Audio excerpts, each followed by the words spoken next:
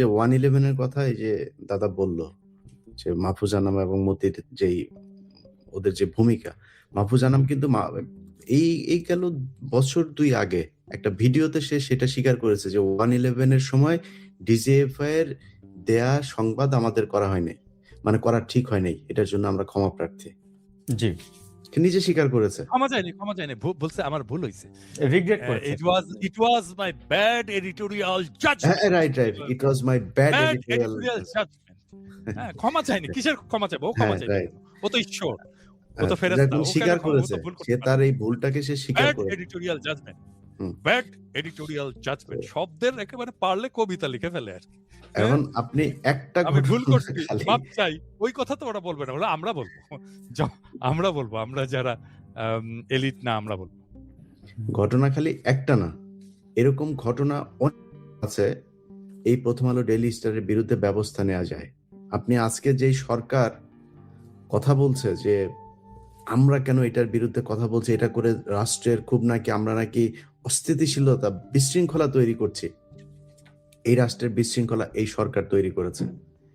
একজন বাণিজ্য মন্ত্রী,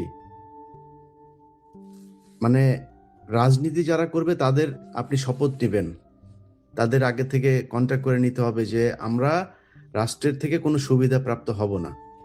কিন্তু আপনি ইউনূসের সরকার, এটা হলো গিয়া নতুন ধরনের সরকার। আপনি বাণিজ্য মন্ত্রী থাকবেন, আবার আপনি বিমান মন্ত্রী থাকবেন, আবার নতুন এয়ারলাইন্সের লাইসেন্স নেওয়ার জন্য আপনি চাপ দিবেন তাদেরকে। আপনি বাণিজ্য উপদেষ্টার কথা বলছেন। বাণিজ্য উপদেষ্টা রেজওয়ানা, উনি এনজিওতেও থাকবেন, উপদেষ্টাও হবেন, বিভিন্ন কোম্পানি থেকে টাকাও নেবেন, আবার আওয়ামী লীগের দীপুর কাছ থেকেও টাকা নেবেন, দীপুর সব কোম্পানির ওনার জামাইয়ের নামে লিখে নেবেন, সবই করবেন, ওনারা সব কিছু করবেন, কোনো বিচার হবে না। এখন মানুষ যখন দেখবে যে আমরা যেই জন্য, ধরেন আমাকে যদি আপনি জিজ্ঞেস করেন আমি কেন হাসিনার বিরুদ্ধে কথা বলেছি, আপনি আমাকে যা মনে চায় বলবেন, আপনার রাইট আছে, আপনার এখন আওয়ামী লীগের প্রতি অনেক ভালোবাসা আছে। আমি আমার এই জাতীয় সঙ্গীত চাই না। আমি তো ভাই এই দুর্নীতি কে করবে না করবে এগুলো নিয়ে আমি বিএনপি যখন ক্ষমতায় আসে নাই তখনই বলেছি যে বিএনপি আওয়ামী লীগ আমাদের দেশের মানুষের চরিত্রই এটা, আপনি না চাইলেও করাপশনের সাথে আপনাকে জড়ায় যাইতে হবে, কোনো না কোনো ভাবে জড়ায় যাইতে হবে আপনাকে। এখন আপনি যখন এই জিনিসগুলো পাবেন না, এই মানুষেরও তো অনেক চাওয়া ছিল, সেই মানুষের এই চাওয়াগুলো যখন পূরণ হয় নাই, তারা তো তখন আইন হাতে তুলে নেবে। আপনি যে বললেন যে প্রথম আলো ডেইলি স্টারের উপরে অগ্নিকাণ্ডের ঘটনা কেন, মানুষের ক্ষোভ আপনি তো সামাল দিতে পারবেন না। আজকে এই গেল 15 দিন ধরে আমার ফেসবুক পেজ, ইউটিউব চ্যানেল, মানে কত উপর লেভেল থেকে করলে এটা করা যায়, আমি তো গত এই 10 বছর ধরে দেখছি যে ইউটিউব চ্যানেল, ফেসবুক পেজ এগুলো কিভাবে কি করতে হয়। এটা অবাক করার বিষয় যে এত উপর লেভেল থেকে তারপরে আমাদের ফেসবুক পেজ, ইউটিউব চ্যানেলের বিরুদ্ধে লাগা হয়েছে কেন? কারণ কথা বলতে দেওয়া হবে না। কথা বলতে দেওয়া হবে না কেন?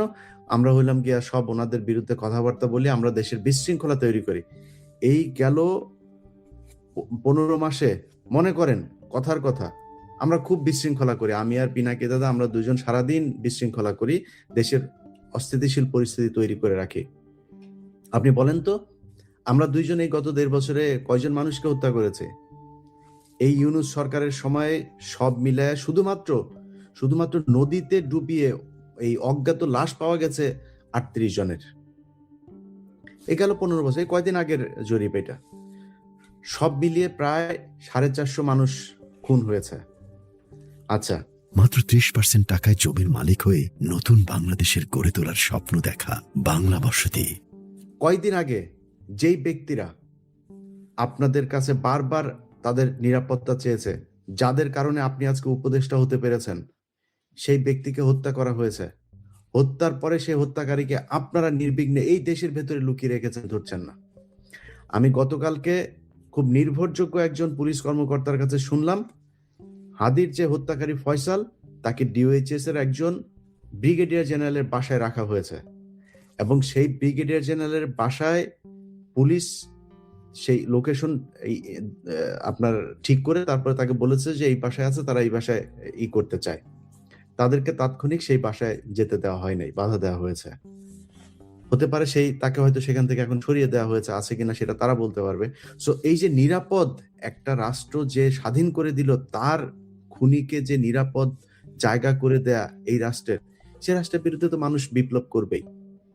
আপনি যদি এটাকে মব বলেন, তাহলে মব আপনার কাছে মব, কারণ আপনি সেটাকেই মব বলবেন যেটা আপনার ক্ষমতাকে চ্যালেঞ্জ করবে। আপনার ক্ষমতা যতক্ষণ ঠিক থাকবে ততক্ষণ আপনি সেটা শান্তিপূর্ণ মনে করবেন। এটা হাসিনাও করতো, এটা হিটলারও করেছে, এটা সারা পৃথিবীতে সবাই করে।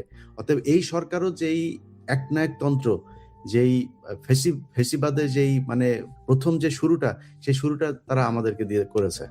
আপনার কি ফেসবুক অনুসন্ধানী বন্ধ করে প্রতিবেদনের বাংলা এডিশন ভাই, বাংলা এডিশন হচ্ছে গিয়ে আপনার বিশৃঙ্খলা তৈরি করার জন্য নাকি বাংলা এডিশনই করেছে। বাংলা এডিশনকে কবে কোন মন্ত্রী, কোন উপদেষ্টা আমাদেরকে শর্ত দিয়েছিল যে প্রথম আলোতে যদি অগ্নিকাণ্ড হয় তাহলে সেটা প্রচার করা যাবে না? বাংলা এডিশনকে এরকম কোনো শর্ত দেওয়া ছিল নাকি? প্রথম আলোকে কি বলে দেওয়া আছে নাকি যে আপনি এই নিউজ করতে পারবেন, এই নিউজ করতে পারবেন না, যা ঘটে আমি সব দেখাইতে পারবো? আমি নিজে কি করেছি নাকি সেটা? বাংলা এডিশন করেছে সেটা? আমারে যদি নাকি আপনি দোষ দেন, আমারে দোষ দেন, কোনো সমস্যা নাই। বাংলা এডিশন কে? আমি বাংলা এডিশনের কি? আমি বাংলা এডিশনের কিছু নাকি? আচ্ছা, ইলিয়াস, এখানে একটা ছোট্ট প্রশ্ন করি, সরি ফর ইন্টারাপশন।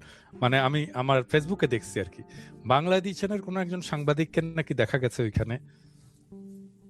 বাংলা এডিশনের কোনো সাংবাদিক না। প্রথম কথা হচ্ছে, যার কথা বলা হচ্ছে বিভিন্ন ইন্ডিয়ান ইয়েগুলোতে আপনার কি বলে পত্রিকাগুলোতে তার একটা নিউজ, সে যখন কিনা ভাঙচুরের ঘটনা আপনার অগ্নিকাণ্ডের যে ঘটনা, অগ্নিকাণ্ডের ঘটনার পরে সে 2 হাত এইভাবে প্রসারিত করে একটা ছবি তুলেছে সেখানে।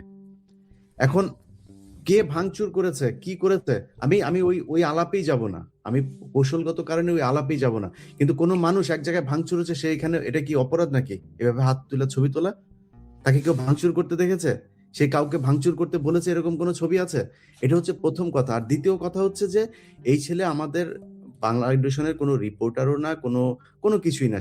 সে আমার সাথে তার একটা খুব ভালো সম্পর্ক। সে দেশের বাইরে থাকে, কিছুদিনের জন্য দেশে এসছে।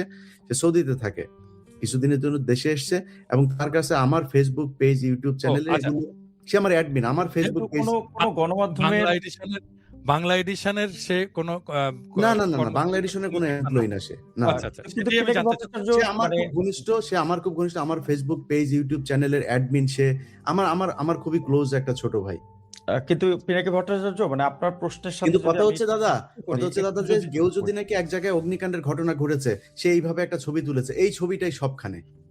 কিন্তু কেউ কোনো এটা সমর্থন করেছে। কোনো গণমাধ্যম কর্মীর সংশ্লিষ্টতা যদিও প্রমাণ পাওয়া যায়, তার ভিত্তিতে কি একটি গণমাধ্যমকে আসলে বন্ধ করে দেওয়া যায় কিনা, সেটিও তো একটি বড় প্রশ্ন।